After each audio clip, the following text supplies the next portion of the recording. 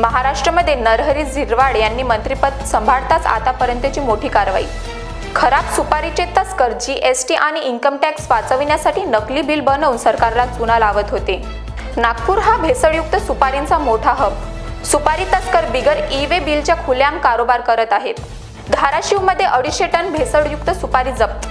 कर्नाटकातून दिल्लीकडे जाताना धाराशिव जिल्ह्यात अन्न औषध प्रशासन व पोलीस विभागाच्या संयुक्त पथकाने मोठी कारवाई करत नळदुर्ग जवळील फुलवाडी टोलनाक्यावर 12 गाड्या थांबत तब्बल 25 कोटी रुपयांचा भेसळयुक्त सुपारीसह मुद्देमाल जप्त केला आहे। या कारवाईमुळे महाराष्ट्रात भेसळयुक्त 250 टन सुपारीचा मोठा पुरवठा होण्यापासून प्रतिबंध करण्यात आला। महाराष्ट्रात मंत्री नरहरी झिरवाळ यांनी पद सांभाळताच अनेक वर्षापासून अवैधरित्या सुरू असलेल्या या तस्करीवर कारवाई करण्यात आली। सुपारीबाबत प्रथमच मोठी कारवाई केल्याने गुटखा वाहतूक करणाऱ्यांचे धाबे दणाणले आहे।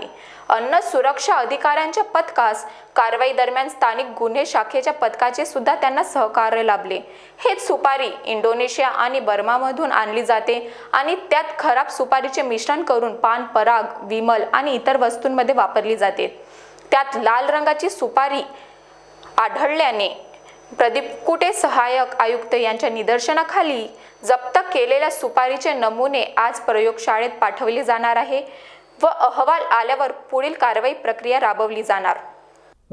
आम्ही गुप्त माहितीच्या आधारे ही कारवाई केली गेलेली आहे। याच्यामध्ये आज सकाळी आम्ही 19/4/25 रोजी आमचे पथकातील अन्न सुरक्षा अधिकारी आणि आम्ही आणि LCBचे PI साहेब यांच्या सहकार्याने नळदुर्ग टोलनाका येथे 11 वाहनं ही जी सुपारी घेऊन कर्नाटकमधून दिल्लीकडे चाललेली होती ती आम्ही अडवून त्याची तपासणी केली। तपासणीमध्ये सदर वाहनातील सुपारी ही खराब आणि किडलेली असल्याचे आढळून आल्याने आम्ही सदर वाहनातील सुपारीचे नमुने घेतलेले आहेत आणि सुपारीचा उर्वरित साठा अंदाजे 2,59,53,200 रुपये हा ताब्यात घेतलेला आहे।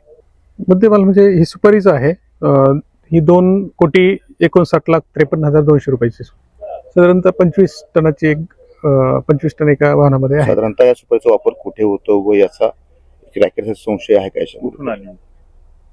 ही कर्नाटक मधून आली होती आणि दिल्लीकडे चालली होती। आम्ही जे वाहन चालक आहे त्यांच्याकडे चौकशी केली, तथापि त्यांना काही त्याची व्यवस्थित उत्तर देता आले नाही आणि आम्हाला संशय आहे की ती मनुष्य सेवनास त्याची वाहतूक केली जाते किंवा त्याचा उपयोग केला जात असेल, त्यासाठी आम्ही कारवाई केलेली।